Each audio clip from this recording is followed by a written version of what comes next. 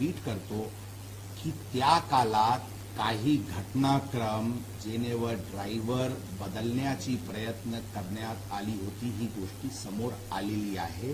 म्हणून 201 IPC destruction of evidence अंतर्गत पण कारवाई करण्यात येते. म्हणजे सर्व दिशेनी सर्व दृष्टीने एक एक क्रोनॉलॉजिकल सिक्वेन्स ऑफ इव्हेंट. म्हणून आम्ही सांगितले की जे अटेम्प्ट होत होता ही बाबी समोर आलेली आहे. जे आपण आणखी विचारले ते हो बरोबर आहे. ड्रायव्हरनी सुरुवातीला काही म्हटला होता, काही सुरुवातीला पोलीस स्टेशनला अशा प्रकारचे सांगितला होता की आम्ही गाडी चालवत होतो. ते कोणाचे दबावाखाली बोलला होता आणि का बोलला होता त्याबद्दल आपल्याला खुलासा योग्य वेळी करण्यात येते. आता एक वेळा मराठी कंप्लीट करू द्या आरामात. One second, I just finish question. ही वारंवार ही प्रश्न उपस्थित होत आहे की माननीय आमदार महोदय जे पब्लिक रिप्रेझेंटेटिव्ह आहे ते पोलीस स्टेशनला आले होते का? ते पोलीस स्टेशनला आले होते. It is a matter of record, it is a matter of fact. यामध्ये कोणताही दोन मत नाही. आता मी वारंवार सांगते की पोलिसांनी जी प्रकरण आले असतील नसतील, पोलिसांकडून जी कारवाई झाली ती कारवाई नियमानुसार आणि कायदेशीर रीत्याने होती. म्हणून त्यांचे वरून काय दिशा तपासाचे बदलला ही सांगणे संयुक्तिक नाही होणार. तर 2 FIR फाडल्या आहेत असं 2 FIR फाडल्याचा आरोप दंगेकरांनी केला आहे. त्याचं नेमकं कारण काय? त्यात काही तथ्य आहे का किंवा मग? बरोबर आहे. यामध्ये 2 FIR दाखल करण्यात आलेली आहे. आता काही लोक 3 FIR पण काही प्रसार माध्यमातून सोशल मीडियावर दिसत होता. बघा, फर्स्ट FIR जे सकाळी 8चे सुमारास दाखल झाला होता ते 304 IPC चे दाखल झाला होता. ही आहे फर्स्ट FIR. आता त्या केसमध्ये 304 कलम 3 तासानंतर वाढवण्यात आला होता. ज्यांच्याकडून गंभीरता त्या केसची वाढली होती ती अंदाजन 11 ते 12चे सुमारास त्यामध्ये 304 लावण्यात आला होता. अशा प्रकारचे काही संभ्रम आहे की ही 2 FIR आहे, ही एकच FIR आहे आणि ही सगळ्यांचे क्लॅरिफिकेशनसाठी ही त्याच दिवशी सकाळी लावण्यात आली होती. प्रेस आउटरेज किंवा मीडिया आउटरेज किंवा पब्लिक आउटरेजची नंतर लावण्यात आली होती ही गोष्टी नाही आहे. ती त्याच दिवशी सकाळी फोरनूनमध्येच चे कालात लावण्यात आली होती आणि त्याचे विस्तृत स्टेशन डायरी एंट्री आहे आणि त्याचे बद्दल विस्तृत कोर्टाला ते त्या दिवशी दुपारी जे अर्ज करण्यात आला होता त्यामध्ये ती पण कलमची उल्लेख आहे. आता सेकंड FIR जे आपण म्हणते ती आहे जुवेनाईल जस्टिस ऍक्ट अंतर्गत, ज्यामध्ये फादरची रोल आणि पब ओनर्सची रोल आहे. जे 75 आणि 77 जुवेनाईल जस्टिस ऍक्ट मध्ये त्याच्यावर ते जे प्रोव्हिजन्स आहेत त्याचे उल्लंघन असल्यामुळे ती कलम लावून एक वेगळी FIR दाखल करण्यात आलेली आहे. त्यामध्ये कोणताही गैर आहे किंवा अनुचित आहे हे नाही आहे. इनफॅक्ट अशा प्रकारचे कारवाई फादरवर आणि पब संचालकांवर प्रॉबेबली फर्स्ट टाइम किंवा फारशी कमी अशा ओकेजन असतील जिथे अशा प्रकारची कारवाई फादर ऑफ अ जुवेनाईल आणि पब संचालकांवर झाले.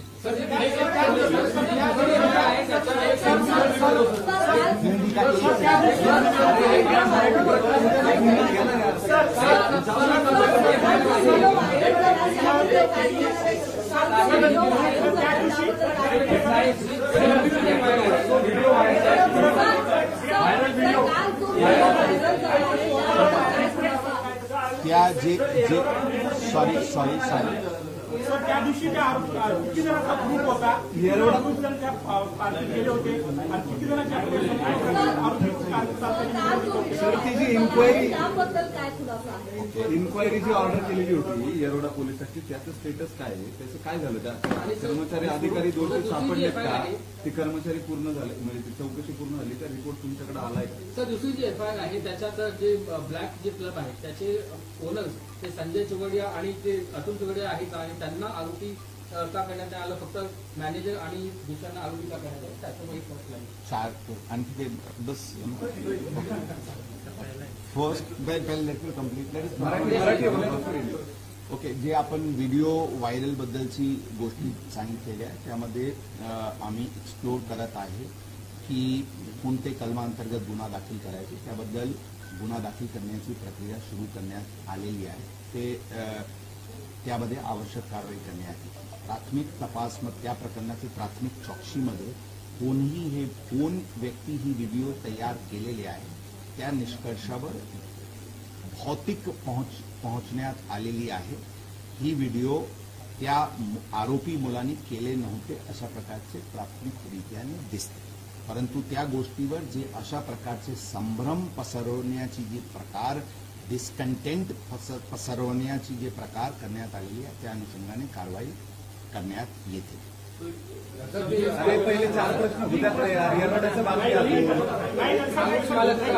येरवड्याचा प्रश्न बाकी अजून, चौकशीचं काय झालं?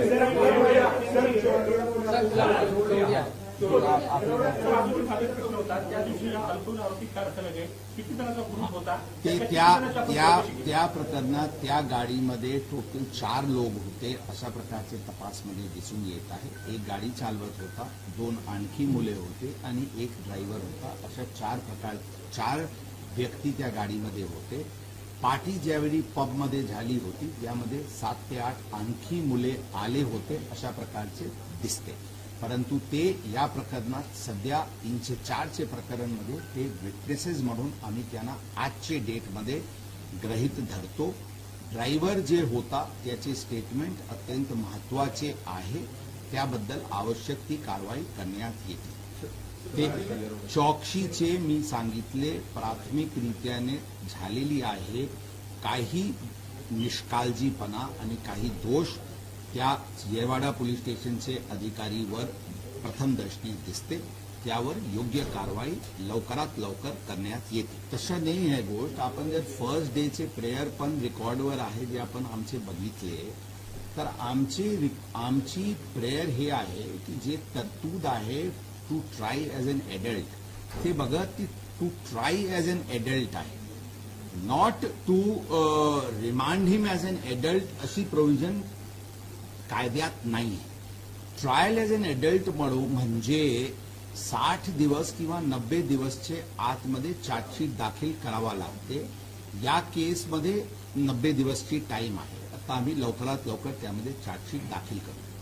ट्रायल एडल्ट कोर्टमध्ये होईल म्हणजे नॉर्मल कोर्टमध्ये होईल की जुवेनाईल जस्टिस बोर्डकडे होईल, ती गोष्टी एडल्ट म्हणून ट्रायल झाला की नाही झाला त्यावर अवलंबून राहील. परंतु त्याचे जे शिक्षाचे प्रमाण आहे ते केसचे वर लागते, ते ट्रायल ॲज एन एडल्ट किंवा दुसऱ्या गोष्टीवर लागत नाही. दुसरी गोष्ट जी आपण म्हणते ऑब्झर्वेशन होमला पाठवायची, आमची धारणा, आमची विनंती होती कोर्टाला की 304 IPC एक नॉन बेलेबल ऑफेन्स आहे, एक हीनस क्राईम आहे. ते पूर्ण जे कंडक्ट आरोपीचे होतात त्याचे अनुषंगाने त्यांना बाहेर राहणे उचित नाही. त्यांना ऑब्झर्वेशन होमला ठेवावी, त्यांचे लिबर्टी रिस्ट्रेन करणे गरजेचे आहे. ही आमची मागणी होती. रिव्हिजनचे वेळी बरीचशी डिस्कशन्स, आर्ग्युमेंट्स दोन्ही बाजूनी झाली. त्यामध्ये काही गोष्टी समोर आले असतील, परंतु याचे ऑर्डरची विस्तृत आता लेखी ऑर्डर प्राप्त झालेली नाही. ऑर्डर आल्यानंतर त्याबद्दल योग्य कारवाई करण्यात येईल.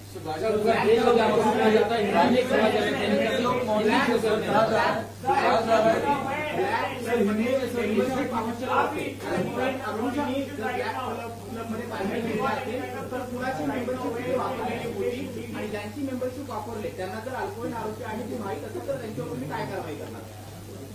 ऑलरेडी त्या गोष्टीवर ज्यांचे कार्ड वापरलेली आहे त्यांना ऑलरेडी अटक करण्यात आलेली आहे. सर, आपका देश आपको सुन रहा है, देख रहा है. इसी बात से सवाल करना चाहेंगे कि आखिर ड्राइविंग सीट पर कौन था? अलग अलग वर्जन सामने आ रहे हैं. सर ड्राइविंग सीट से कौन सा अलग अलग वर्जन सामने आ गए हैं? क्या ड्राइवर बदलने की कोशिश की गई? हिंदी देखिए, इस केस में मैं यू आर आज स्पेसिफिक क्वेश्चन। सर यही सवाल कि ड्राइविंग सीट पर कौन था, इसको लेके अलग अलग वर्जन सामने आ गए हैं। आपकी जांच में क्या आया है और क्या ड्राइवर बदलने की कोशिश की गई? हमारे जांच में ये स्पष्ट आया है कि ये जो जुवेनाइल एक्यूज्ड है यही गाड़ी चला रहा था और इसके लिए क्रोनोलॉजिकली जो एविडेंस जरूरी थे वो एविडेंस इकट्ठा किए गए हैं। उदाहरण के तौर पे जब वो घर से निकला था, उसके घर के सिक्योरिटी गार्ड के पास की जो रजिस्टर है उसमें पहली एंट्री है कि ये लड़का, ये आरोपी ये गाड़ी लेके निकला है। इस प्रकार के सीसीटीवी फुटेजेस और अलग अलग एविडेंस, टेक्निकल एविडेंस के तौर पे हमने हमारी निश्चित हुई है कि ये गाड़ी ये जुवेनाइल एक्यूज चला रहा था। इसके साथ साथ आई विटनेसेस की स्टेटमेंट भी हमारे पास है जो टेक्निकल एविडेंस को कोरोबोरेट करती है। इसमें हमने बताया कि इस प्रकार की कुछ अटेम्प्ट घटना होने के कुछ घंटों में करने का प्रयत्न किया गया था कि इसमें ड्राइवर, ये एडल्ट ड्राइवर ये गाड़ी चला रहा था और ये आरोपी ये गाड़ी नहीं चला रहा था। इस तरह की बात सामने आ रही है। इसकी हम पूरी तरीके से तहकीकात करके जो भी इस प्रकार का प्रयत्न किया उसके विरुद्ध 201 आईपीसी एविडेंस डिस्ट्रक्शन के तहत कार्रवाई की जाएगी। सर जो आपने इंटरनल इंक्वायरी के लिए एक टीम बनाई है वो क्या जांच कर रही है? किन आरोपों की? इंटरनल इंक्वायरी में कुछ लैप्सेस लोकल पुलिस स्टेशन के अधिकारी के बारे में आई है, उनके विरुद्ध जल्दी से जल्दी सख्त कार्रवाई की जाएगी। ब्लड सैंपल्स शुरू में एक ब्लड सैंपल ससून हॉस्पिटल में नियम के अनुसार हुआ था, जिसको जो कि सुबह आरोपी को 9 के आसपास ससून हॉस्पिटल में गुना दाखिल होने के बाद भेजा गया था। वो गुना दाखिल होने के बाद ब्लड सैंपलिंग ली गई थी। इसमें चूंकि ये सेंसिटिव केस था, as a matter of abundant precaution blood sample बदली तो नहीं गई। इसको एश्योर करने के लिए, इसको श्योरिटी के साथ वो करने के लिए शाम को इस आरोपी का एक और ब्लड सैंपल लिया गया था और दोनों सैंपल्स फोरेंसिक डिपार्टमेंट को भेजे गए हैं ताकि वो फर्स्ट सैंपल और सेकंड सैंपल एक ही डीएनए का, एक ही व्यक्ति का है, इसको निश्चित करने के लिए ये कार्रवाई की गई। सर क्या ये ब्लड सैंपल रिपोर्ट से या डीएनए की रिपोर्ट से ड्रग्स कंज्यूम किया था किसी पार्टी में, ये भी सामने आ सकता है? जरूर, जो भी ब्लड की सैंपल जो रिपोर्ट के लिए भेजी गई है उसमें अल्कोहल, ड्रग्स या और भी कोई बैंड सब्सटेंसेस का यूज हुआ है या नहीं, ये सभी बात सामने आ सकती है। 5.5 घंटे का डिले हुआ था ब्लड सैंपल कलेक्शन, करीब 5.5 घंटे, 2:30 बजे का अगर इंसिडेंट है तो आपके बताने के मुताबिक 8 बजे सुबह ब्लड सैंपल पहला कलेक्ट किया। 8 वाजता सुबह 8 बजे के आसपास 8 बजे के आसपास इस प्रकरण में फर्स्ट जो 304 का एफआईआर था वो रजिस्टर किया गया था। उसके बाद उसको सैंपल के लिए, उसको ब्लड मेडिकल एग्जामिनेशन के लिए भेजा गया था और जो एग्जैक्टली जो सैंपल कलेक्ट की गई है वो 11 के आसपास कलेक्ट की गई है। उसमें जरूर ये एक लैप्स ऑफ टाइम है, लेकिन मैं ये बताना चाहूंगा कि इसमें ब्लड के रिपोर्ट के ऊपर हमारा ये 304 आईपीसी का केस टिका हुआ नहीं है। इंस्पाइट और despite the blood test report हमारी केस 304 आईपीसी की है, जिसमें हम नॉलेज की बात कर रहे हैं कि आरोपी की जो कंडक्ट थी और जो सीक्वेंस ऑफ इवेंट्स था उससे आरोपी ये फुल नॉलेज में था कि उससे किसी की जान जा सकती है, इसलिए ये 304 आईपीसी की केस बात करने के बाद आपने कहा था कि जिस प्रकार से सुनील सिंगरे आए थे वो एक पब्लिक रिप्रेजेंटेटिव है and he can come at any police station but in the transplantation to Republic TV he mention that कि वो विशाल अग्रवाल के कहने पर वहां पहुंचे थे, विशाल अग्रवाल के वो नौकर हैं। तो क्या इस प्रकार का कंसेप्शन आने के बाद अब क्या टेम्परिंग ऑफ इवेंट्स या किसी प्रकार का राजनीतिक प्रभाव उन्होंने डाला, इस दिशा में आप जांच करेंगे क्या? Will you investigate in this way? देखिए सी हम Vishal Agrawal and hence he went into the I am not aware of any what he said or what transpired on a particular news channel. I have not seen it. I will not be able to comment on it. But I can only tell you that all angles are being investigated, and I did say earlier a while back that yes, there was some attempt by the father of the accused to change the driver. That has come to light, and we are exploring application of section 201 IPC in the said case. As far as any public representative is concerned, I still say that the police station is a public premise. Anyone can come, no one can be stopped from entering the police station. However, we are very, very sure and we are very, very clear that no extraneous circumstances decides or affects the course of action which the police has to take. I am very, very sure and with full confidence I am saying that the action, the path which the police has taken was the legally most correct path which we have taken. So there is no question of any extraneous circumstance affecting the course, the path which the police took. Sir, एक और चीज को लेकर के अलग अलग version आ गए, उस पर चाहिए कि थोड़ी सी हमें जानकारी मिले। गाड़ी की चाबी और एक क्रेडिट कार्ड क्या ग्रैंडफादर ने दिया था? क्या फादर को इस बात का पता था कि क्लब से निकलने के टाइम आरोपी? देखिए, अभी हम सिर्फ इतना बताना चाहेंगे कि इस पे डिटेल बता चुके हैं। अभी कुछ पूरी बारीक, पूरी माइनर डिटेल्स इन्वेस्टिगेशन की प्रसार माध्यम के माध्यम से डिस्क्लोज करना उचित नहीं रहेगा। हम सिर्फ आपको शॉर्ट में इतना ही बताना चाहेंगे कि एविडेंस पूरी इन्वेस्टिगेशन पूरी कॉम्प्रिहेंसिव तरीके से शुरू है और हर एंगल को इन्वेस्टिगेट किया जा रहा है। I stand by the fact that हम इसमें एक वाटर टाइट केस करेंगे। स्पेशल काउंसिल्स और पूरी लीगल रिसोर्सेज जो हमारे पास उपलब्ध है, उन सभी को यूज करके टेक्निकल एविडेंस को कलेक्ट करके हम इसमें एक्यूज्ड को कन्विक्ट कराएंगे। सर, क्या हमारी जांच में ये बात सामने आई है कि ड्राइवर ने आरोपी जुवेनाइल के पिता को फोन कर बोला था कि आरोपी जुवेनाइल जिद कर रहा है गाड़ी चलाने के लिए, और फिर पिता ने ये कहा कि हाँ आप चाबी उसे दे दो? मैं बताया, इसमें काफी सारे डिटेल्स हमने ऑलरेडी बताए हैं। इससे ज्यादा डिटेल्स अभी इन्वेस्टिगेशन का डिस्क्लोज करना उचित नहीं रहेगा। बट मैं यही बताना चाहूंगा, इसमें किसी प्रकार का किसी को संभ्रम में रहने की जरूरत नहीं है। पुलिस पूरी प्रामाणिकता और पूरी प्रोफेशनलिज्म के साथ इस प्रकरण को हैंडल कर रही है और तपास कर रही है। सर, एक आरोपी को जब गिरफ्तारी कि जब आरोपी को गिरफ्तारी के बाद बेसिक मेडिकल चेकअप के लिए जब ले जाया जाता है, तो क्या उसमें ये पाया गया कि वो शराब के नशे में था? जब आरोपी को बेसिक मेडिकल चेकअप के लिए ले जाया जाता है गिरफ्तारी के बाद, तो क्या उस जांच में पता चला पाया कि वो शराब के नशे में था या नहीं? मैंने ऑलरेडी इसके बारे में क्लियर बता चुका हूँ। ब्लड रिपोर्ट आने के बाद पता चलेगा एग्जैक्टली कितना ट्रेस है नहीं है। बट एविडेंस हमारे पास सीसीटीवी फुटेजेस के माध्यम से बहुत क्लियर है कि वो किस हालत में था।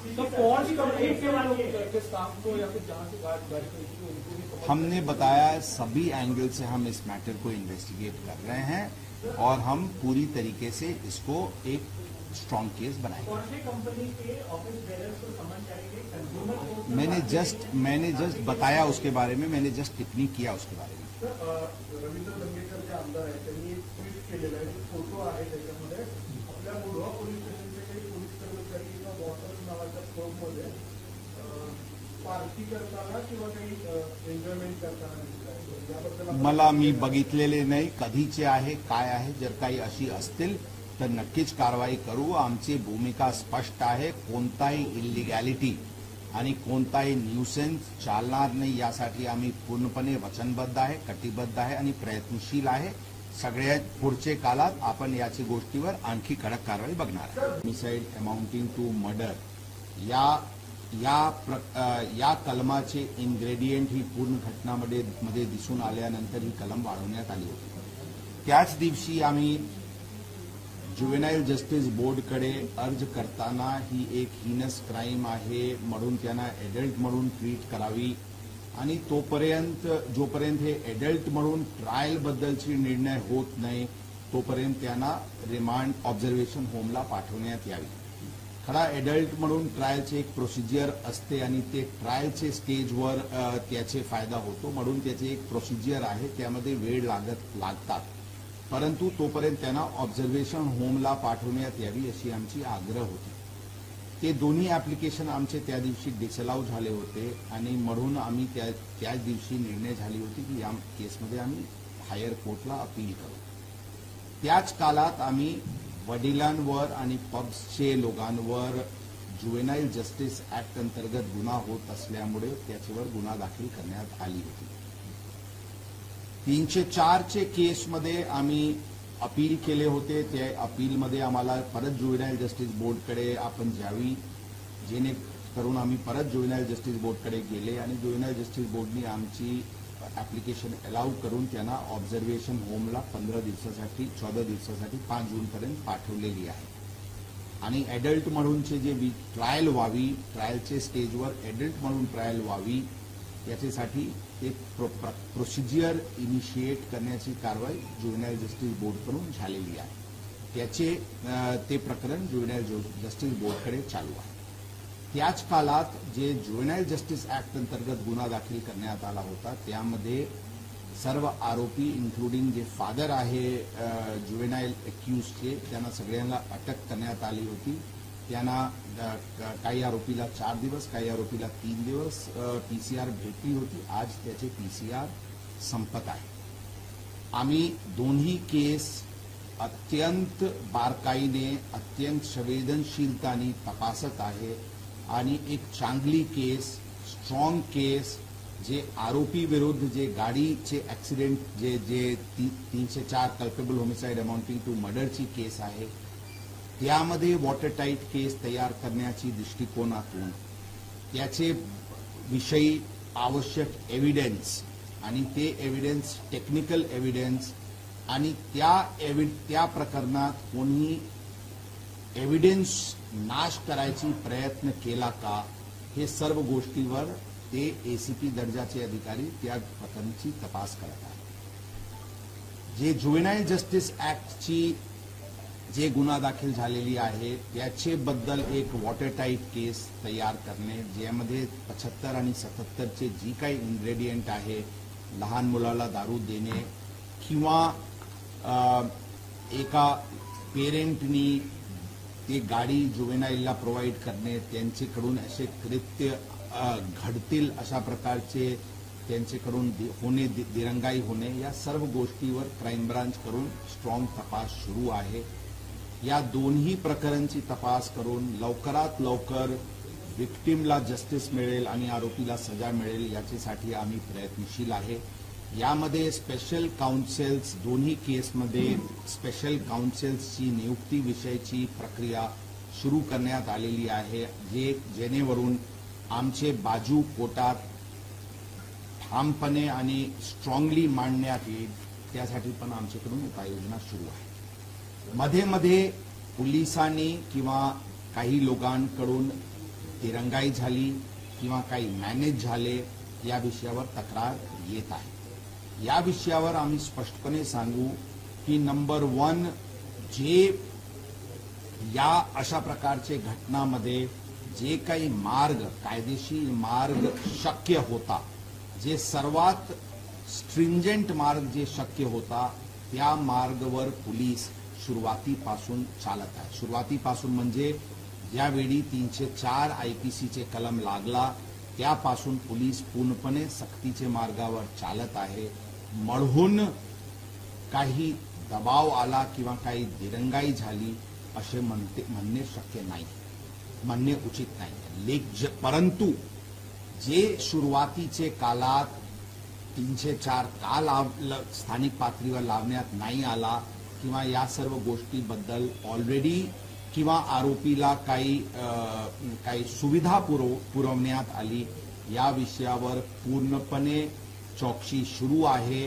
चौकशीमध्ये आतापर्यंत काही सुविधा वगैरे पुरवण्याची बाबीमध्ये तक्रारीमध्ये कोणत्याही प्रकारचे तथ्य दिसून आलेली नाही. काही प्रकरणात फिर्यादीकडून किंवा आय विटनेसला काही दुर्व्यवहार झाली अशा प्रकारची पण तक्रार प्रसार माध्यमाच्या मार्फतीने काही प्रकरण समोर आला होता. त्या विषयावर पण चौकशी करण्यात येत आहे. जर कोणी आय विटनेसला काही अडचण झाली असल्याची बाबी निर्देशनास आली अशा पोलीस अधिकारी कर्मचारी विरुद्ध पण अत्यंत कडक कारवाई करण्यात येईल. जनताला आमचे आव्हान राहील, आम्ही ठामपणे सांगतो की पोलीस यामध्ये जे काही सक्ती जे पॉसिबल आहे ते आम्ही पूर्णपणे करू आणि या केसला लॉजिकल कन्क्लुजन पर्यंत घेऊन जाऊ. प्रश्न होत्या ब्लड रिपोर्ट आतापर्यंत या केसचे प्राप्त झालेली नाही. ब्लड रिपोर्ट बद्दल आपल्याला आम्ही स्पष्ट सांगू इच्छितो की सुरुवातीला ब्लड सॅम्पल घेण्यात आली होती आणि त्यांना फॉरेन्सिककडे पाठवण्यात आली. अशा काही गोष्टी ज्या नंतर जे त्या दिवशीचे काही माहिती समोर येत होती, आम्ही ड्यू डिलिजन्स घेण्याची दृष्टिकोनातून एक आणखी सॅम्पल घेण्यात आली होती आणि आमची फॉरेन्सिकला आग्रह आहे की जे फर्स्ट सॅम्पलचे जे डीएनए आहे ती जे सेकंड सॅम्पलचे डीएनए आहे ते सेम आहे की नाही, जेणेकरून ते ब्लड सॅम्पल आरोपी जुवेनाईलचेच आहे ही खात्री करण्याची दृष्टिकोनातून ही सर्व प्रकरण फॉरेन्सिककडे पाठवण्यात आलेले आहे. ते रिपोर्ट आता सध्या अप्राप्त आहे. पूर्ण हे प्रक्रिया डीएनए इत्यादी करण्यामध्ये जे वेळ लागत आहे ते आम्ही एक्सपेडाईट करण्याची प्रयत्नात आहोत. परंतु एक गोष्ट आपल्याला ही नक्कीच आपल्याला लक्षात आणणे गरजेचे आहे की जी आमची केस आहे हे 304A IPC drunk and driving आणि रॅश अँड नेग्लिजंट ऍक्टची नाही आहे. आमची केस हे 304A मध्ये एका व्यक्ती पूर्णपणे दारूचे नशेत कोणत्याही प्रकारची सेन्सेसमध्ये नसताना एका ऍक्सिडेंट घडला तर ते 304A IPC होतो, ज्यांच्यावर 3 वर्षाची सजा आणि ते बेलेबल ऑफेन्स असतो. यामध्ये आम्ही याचे उलट आम्ही 304 IPC लावलेले आहे, ज्याचे इन्ग्रेडियंट आहे culpable homicide not amounting to murder, म्हणजे त्यांना नॉलेज होता की त्याची जी कंडक्ट आहे ती कंडक्टचे अनुषंगाने it is likely to cause death. म्हणजे त्यांची जी कंडक्ट होती जुवेनाईल असणे, एक मोठा साईजचे महाग गाडी ऑटोमॅटिक सारखे गाडीचे ड्रायव्हिंग व्हीलवर बसणे, एका पबमध्ये जाऊन दारू पिणे, नंतर दुसऱ्या पबला जाऊन परत दारू पिणे आणि नंतर एक नॅरो स्ट्रीटवर ज्यावेळी तिथे भरपूर क्राऊड असते, भरपूर रहदारी असते, तिथे भरधाव वेगाने वाहन चालवणे ही त्यांना पूर्ण नॉलेज होती की त्यांचे या कृत्यामुळे ते अशा प्रकारचे जीवितास हानी होऊ शकतो. आणि त्याचबरोबर ते मद्य पीत होता किंवा पबमध्ये पार्टी करत होता, त्याचे पूर्ण सीसीटीव्ही फुटेजेस आमच्याकडे आहेत. सांगण्याची अर्थ हे आहे की ब्लड रिपोर्ट जे काही आल्या ही केस आमची ब्लड रिपोर्टचे पिलरवर अवलंबन नाही आहे. हे केसची दिशाच डिफरंट आहे, ही सगळ्यांना स्पष्ट करणे गरजेचे आहे. एक गोष्टी आपण लक्षात ठेवा की जर आपण फर्स्ट डेचे जे आरोपीकडूनचे दलील आणि नेक्स्ट परत हिअरिंगचे वेळी पण जे दलील जर आपण ऐकले तर त्यांचे म्हणणं आहे की हे आरोपी एडिक्ट आहे, ते पूर्णपणे दारूचे यामध्ये आहे. आमचे म्हणणं आहे की ही पूर्णपणे इन सेन्सेस यांचेकडून ही कंडक्ट झालेली आहे, जे culpable homicide not amounting to murder आहे, ज्यामध्ये 10 वर्षाची शिक्षा आणि नॉन बेलेबल स्वरूपाचे केस आहे. सर, या सगळ्या 304च्या कलमाला ब्लड रिपोर्टमुळे जर तो पॉझिटिव्ह आला तर काही धोका पोहोचू शकतो का तुमच्या केसला? याचं कारण 304 मध्ये गंभीर ब्लड रिपोर्ट पुरावा म्हणून वापरतात. 304 मध्ये तुम्हाला हे प्रूव्ह करणं अवघड होईल का? जर ते दारू पिलेला असतील तर ते शुद्धीमध्ये नसल्याचा रिपोर्ट त्यांना फायदेशीर ठरू शकतो कल्पेबल होमिसाइड स्टेटासाइड करायला. त्याबद्दल सध्या पूर्णपणे टिप्पणी करणे शक्य नाही है, योग्य नाही है. परंतु मी सांगतो की आमची केस आहे की ते फुली इन सेन्सेस होता आणि ते इतके ड्रंक की त्यांना काही कळतच नव्हता अशी ही प्रकरण नव्हती. यामध्ये जे कंडक्ट त्यावेळीचे झाला आणि नंतरची जी त्यांची कंडक्ट झाली याचेवर ते फुली इन सेन्सेस होता आणि त्यांना पूर्णपणे नॉलेज होती की त्यांच्या कंडक्टमुळे ऍक्सिडेंट त्यांचे कृत्यामुळे हे गुन्हा 304 घडू शकतो.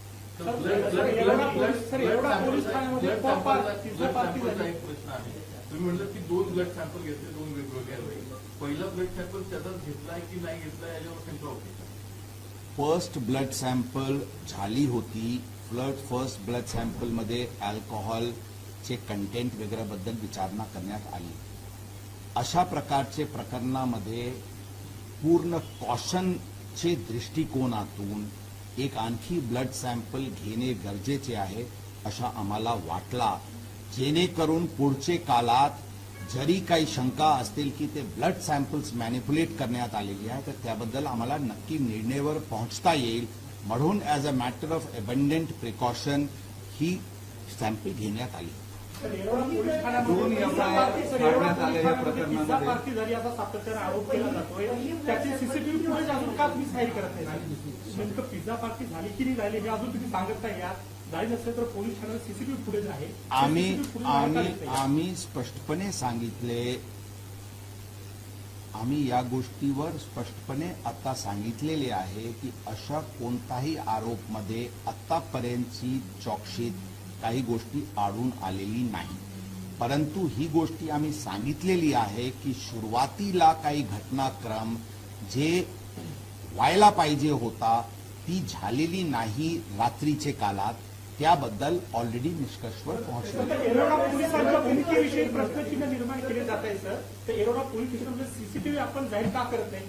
त्या दिवशी त्या कालावधीत नेमकं काय काय झालं ते समोर येईल. बरोबर आहे, मी सांगितले की जे पिझ्झा पार्टी वगैरे बद्दलची या प्रकरणात कोणताही तथ्य दिसून आलेली नाही, परंतु काही गोष्टी आहेत ज्याच्यावर कारवाई करण्यात येईल.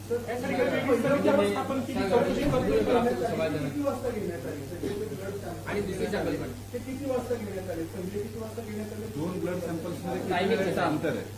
फर्स्ट ब्लड सॅम्पलसाठी अंदाजन 9चे सुमारास त्यांना ससून हॉस्पिटल गुन्हा करीब 8 वाजून काही मिनिटांनी दाखल झाला होता. त्याचे नंतर त्यांना ससून हॉस्पिटलला पाठवण्यात आली.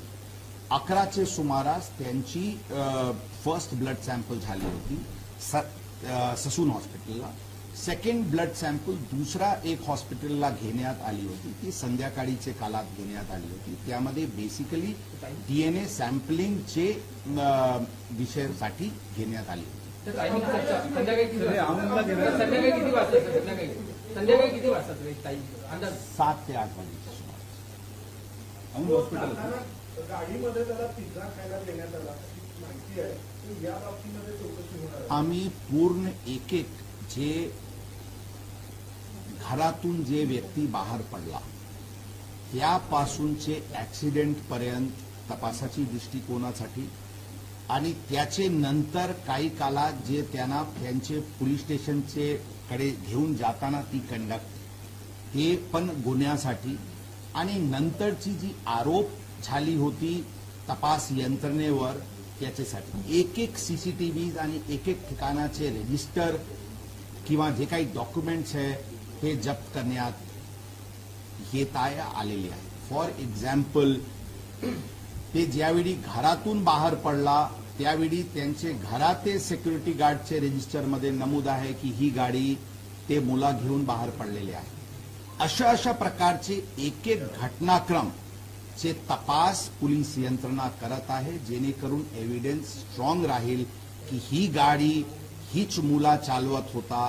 कारण ही गोष्टी खरी आहे की ते त्या काळात यामध्ये ड्रायव्हर बदलण्याची प्रयत्न झाली होती. ही बाबी आमची चौकशीमध्ये समोर आलेली आहे. म्हणून ज्यांनी अशा प्रकारचे एव्हिडन्समध्ये हस्तक्षेप करण्याची कारवाई केली त्याचेवर 201 अंतर्गत पुरावा नष्ट करण्याच्या दृष्टिकोनातून पण कारवाई करण्यात येईल. कारण मी रिपीट करतो, त्या काळात ज्यावेळी घटना घडली काही घटनाक्रम दिसून येत आहे की ड्रायव्हर बदलण्याची म्हणजे आरोपी जुवेनाईल हे गाडी चालवत नव्हता आणि दुसरा कोणी गाडी चालवत होता. अशा प्रकारची काही गोष्टी करण्याची प्रयत्न झाली होती, ज्यावर जे पोलिसांनी निष्फळ होऊ दिला नव्हता. परंतु ती जी अटेम्प्ट पण झाली होती, ती अटेम्प्ट टू डिस्ट्रॉय एव्हिडन्स चे कलम पण चे दृष्टिकोनातून पण आम्ही तपास करत आहोत आणि त्या अनुषंगाने आवश्यक कारवाई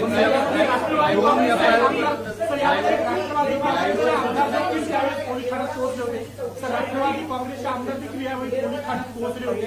त्यांचा काय याच्यामध्ये रोल आहे का? त्यांनी दबाव टाकला का? काय झालं? ड्रायव्हर म्हणाला होता की गाडी मी चालवत होतो आणि त्याच्यावरती काही तुम्ही कारवाई करणार आहात आणि त्याचे मित्रही असंच म्हटलेत का की तू गाडी चालवत नव्हतं? स्टेटमेंटमध्ये कॉन्फ्लिक्ट जी आहेत आपल्याला आम्ही आपल्याला देखा आम्ही आपल्याला भाई कुछ है उसका जवाब देने देना.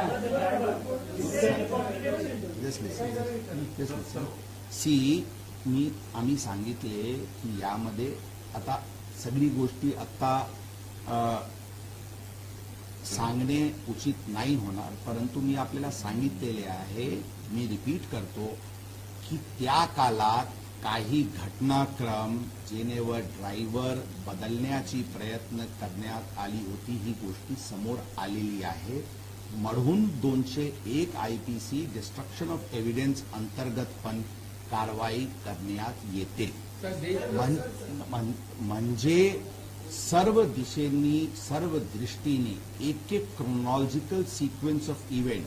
म्हणून आम्ही सांगितले की जे अटेम्प्ट होत होता ही बाबी समोर आलेली आहे. जे आपण आणखी विचारले ते हो बरोबर आहे.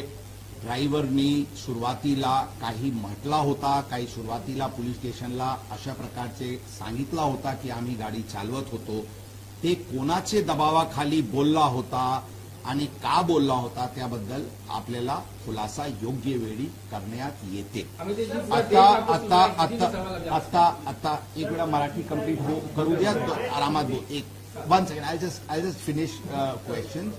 ही वारंवार ही प्रश्न उपस्थित होत आहे की माननीय आमदार महोदय जे पब्लिक रिप्रेझेंटेटिव्ह आहे ते पोलीस स्टेशनला आले होते का?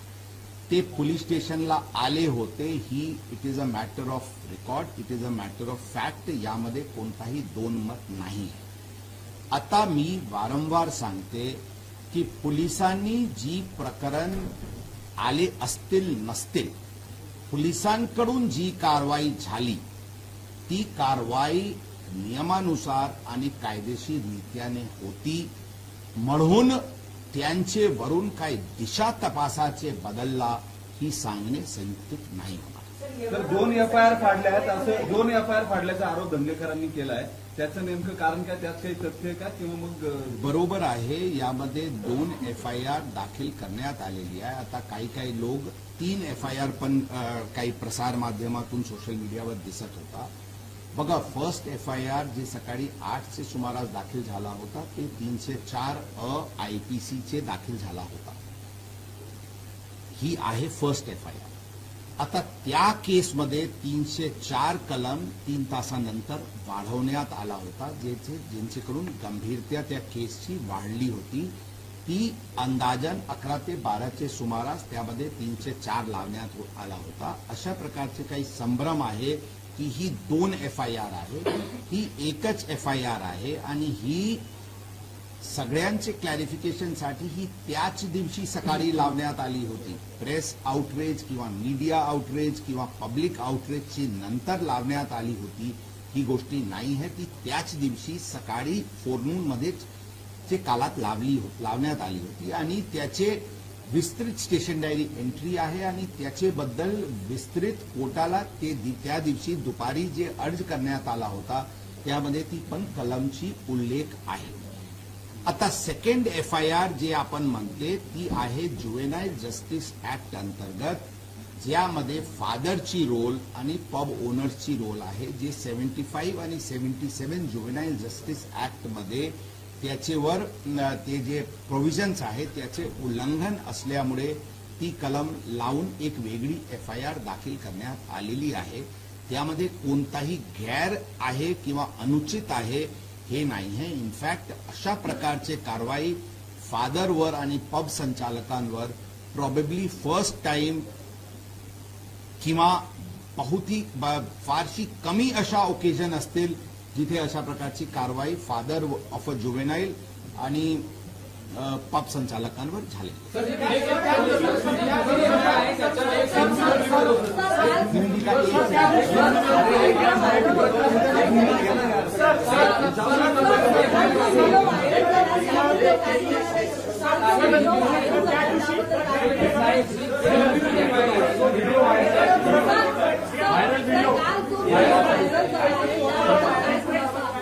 त्या जे सॉरी सर त्या दिवशी किती जणांचा ग्रुप होता, ग्रुप जण त्या पार्टीत गेले होते आणि किती जणांच्या सर ती जी इन्क्वायरी जी ऑर्डर केलेली होती येरवडा पोलिसांची त्याचं स्टेटस काय आहे, त्याचं काय झालं? त्या कर्मचारी अधिकारी दोषी सापडलेत का? ते कर्मचारी पूर्ण झाले म्हणजे ती चौकशी पूर्ण झाली का? रिपोर्ट तुमच्याकडे आलाय? सर दुसरी जी FIR आहे त्याच्यात जे ब्लॅक जे क्लब आहेत त्याचे ओनर्स ते संजय चुगडिया आणि ते अतुल चुगडिया आहेत आणि त्यांना आरोपी का करण्यात आलं, फक्त मॅनेजर आणि दुसऱ्यांना आरोपी का करण्यात आलं त्याच्यामुळे एक प्रश्न आणखी ते बस first let me complete. Okay, जे आपण व्हिडिओ व्हायरल बद्दलची गोष्टी सांगितलेल्या त्यामध्ये आम्ही एक्सप्लोर करत आहे की कोणते कलमांतर्गत गुन्हा दाखल करायचे, त्याबद्दल गुन्हा दाखल करण्याची प्रक्रिया सुरू करण्यात आलेली आहे. ते त्यामध्ये आवश्यक कारवाई करण्यात येईल. प्राथमिक तपास मग त्या प्रकरणाचे प्राथमिक चौकशीमध्ये कोण व्यक्ती ही व्हिडिओ तयार केलेले आहे त्या निष्कर्षावर भौतिक पोहोचण्यात आलेली आहे. ही व्हिडिओ त्या आरोपी मुलांनी केले नव्हते अशा प्रकारचे प्राथमिकरित्याने दिसते, परंतु त्या गोष्टीवर जे अशा प्रकारचे संभ्रम पसरवण्याची जी प्रकार डिस्कंटेंट पसरवण्याची जे प्रकार करण्यात आलेली आहे त्या अनुषंगाने कारवाई करण्यात येते. पहिले 4 प्रश्न येरवड्याचा बाकी येरवड्याचा प्रश्न बाकी अजून चौकशीचं काय झालं?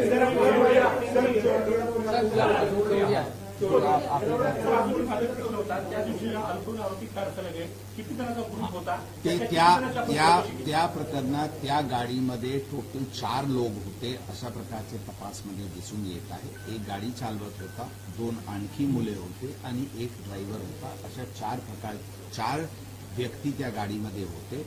पार्टी ज्यावेळी पबमध्ये झाली होती त्यामध्ये 7 ते 8 आणखी मुले आले होते अशा प्रकारचे दिसते, परंतु ते या प्रकरणात सध्या 304चे प्रकरणमध्ये ते विटनेसेस म्हणून आम्ही त्यांना आजचे डेटमध्ये गृहीत धरतो. ड्रायव्हर जे होता त्याचे स्टेटमेंट अत्यंत महत्वाचे आहे, त्याबद्दल आवश्यक ती कारवाई करण्यात येते. ते चौकशीचे मी सांगितले प्राथमिकरित्याने झालेली आहे. काही निष्काळजीपणा आणि काही दोष त्या येरवाडा पोलीस स्टेशनचे अधिकारीवर प्रथमदर्शनी दिसते, त्यावर योग्य कारवाई लवकरात लवकर करण्यात येते. जे एक आन्सर 4 फर्स्ट उसके बाद ते ब्लॅक हॉटेलचे जे FL3चे लायसन्स आहे ते ते 2 ब्रदर ते चोरडिया ब्रदर्सचे नावानी आहे, परंतु ते ब्लॅक रेस्टॉरंट ते कोणाला चालवण्यासाठी दिले असल्याचे काही कागदपत्र प्राप्त झालेली आहे, परंतु त्या गोष्टीवर आता निर्णयावर पोहोचण्यात आलेली नाही. त्याचे रोल एक्झामिन करण्यात येत आहे.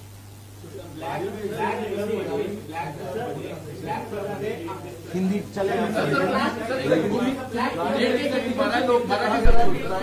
म्हणलेला की त्याला आपण अडल्ट घोषित करावा असं मागणी करणार. मग कायदा असं सांगतो की 3 महिने तुम्हाला करताच येणार नाही ते, आणि त्यासाठी खूप मोठी प्रोसेस आहे. एक तिथं तुम्हाला धक्का बसलाय का? सेकंड, तुम्ही म्हणलात की त्याला रिमांड होम रिहॅबिलिटेशन सेंटरमध्ये पाठवायचं, पण आपली प्रेयर अशी होती की त्याला बाहेर धोका आहे म्हणून तिथे ठेवा, शिक्षा म्हणून नाही. नाही, ऐसा नहीं है, तसं नाही है गोष्ट. आपण जर फर्स्ट डेचे प्रेयर पण रेकॉर्डवर आहे, जे आपण आमचे बघितले, तर आमची प्रेयर हे आहे की जे तरतूद आहे to try as an adult, ते बघा की to try as an adult आहे, not to remand him as an adult अशी प्रोव्हिजन कायद्यात नाही. ट्रायल ॲज एन एडल्ट म्हणजे 60 दिवस किंवा 90 दिवसचे आतमध्ये चार्जशीट दाखल करावा लागते.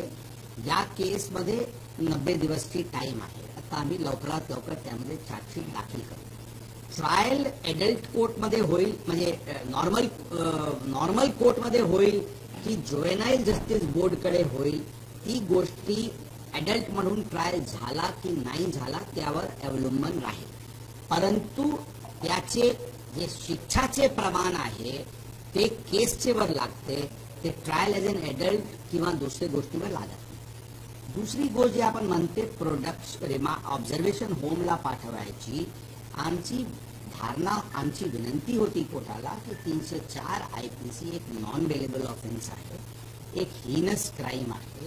ते पूर्ण जे कंडक्ट आरोपीचे होतात त्याच्या अनुषंगाने त्यांना बाहेर राहणे उचित नाही, त्यांना ऑब्झर्वेशन होमला ठेवावी, त्यांचे लिबर्टी रिस्ट्रेन करणे गरजेचे आहे.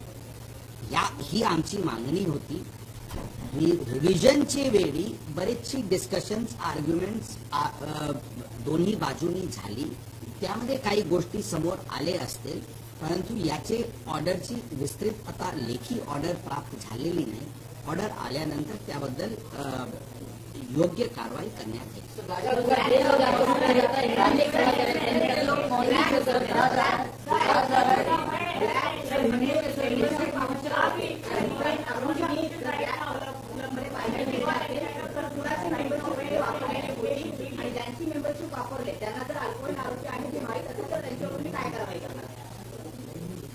ऑलरेडी त्या गोष्टीवर ज्यांचे कार्ड वापरलेली आहे त्यांना ऑलरेडी अटक करण्यात आलेली आहे. सर, आपका देश आपको सुन रहा है, देख रहा है, इसी बात से सवाल करना चाहेंगे कि आखिर ड्राइविंग सीट पर कौन था? अलग अलग वर्जन सामने आ रहे हैं. सर, ड्राइविंग सीट पर कौन था? अलग अलग वर्जन सामने आ रहे हैं. क्या ड्राइवर बदलने की कोशिश की गई?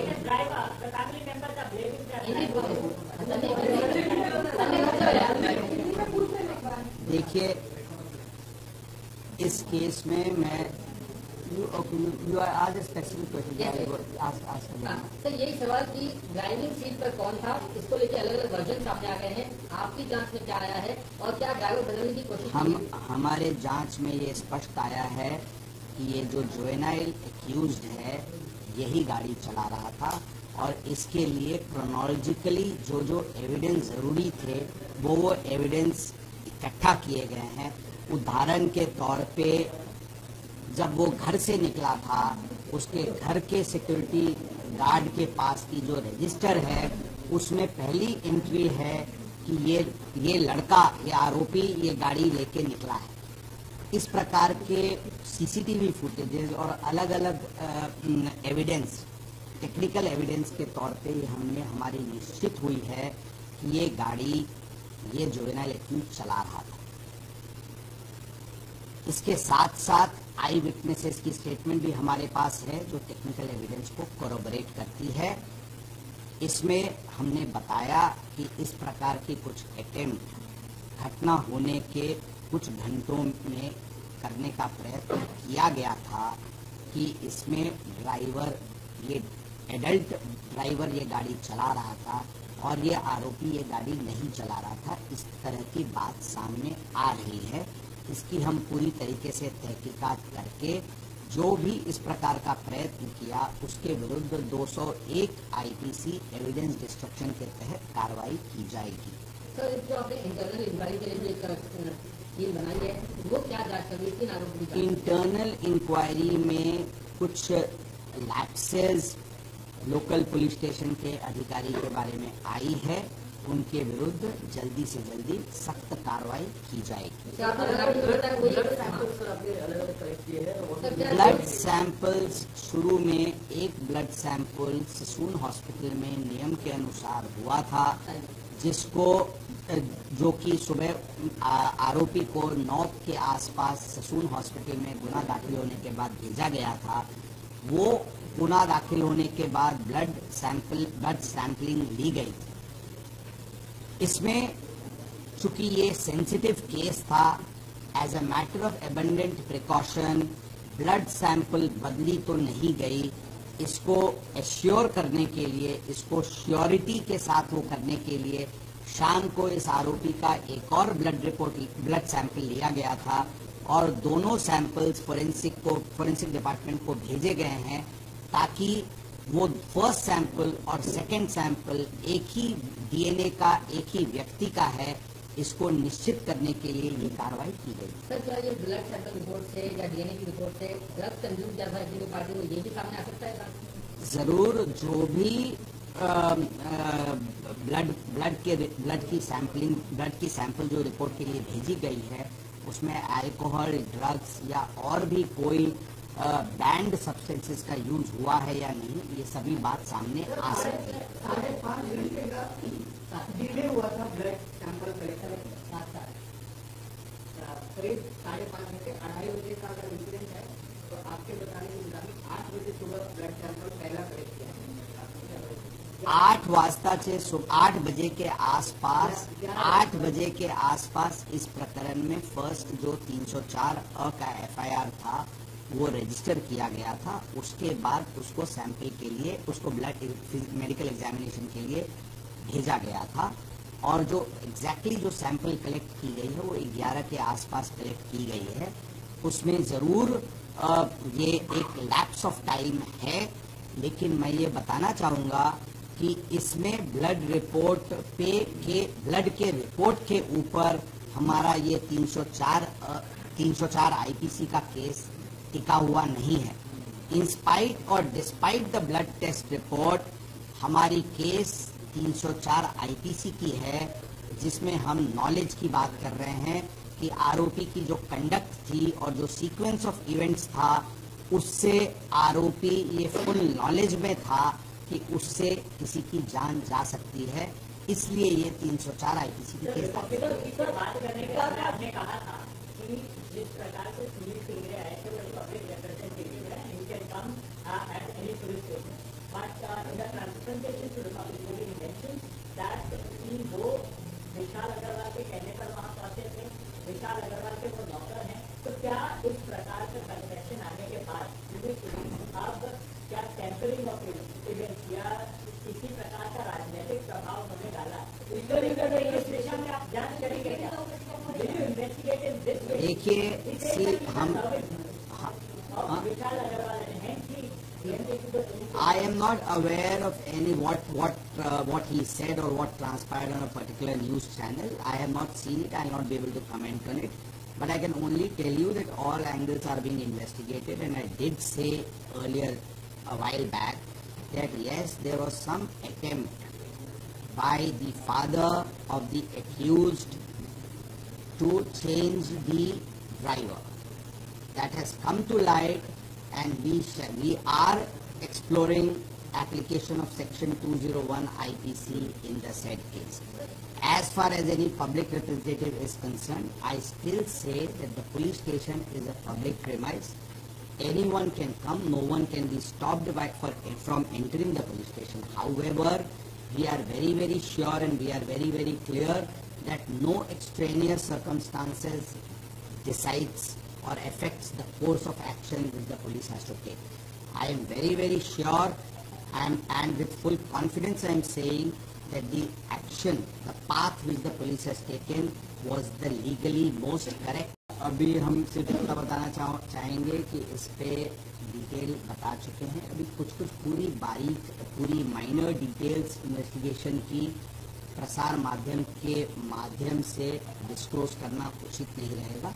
हम सिर्फ आपको शॉर्ट में इतना ही बताना चाहेंगे कि एविडेंस पूरी इन्वेस्टिगेशन पूरी कॉम्प्रिहेंसिव तरीके से शुरू है और हर एंगल को इन्वेस्टिगेट किया जा रहा है। I stand by the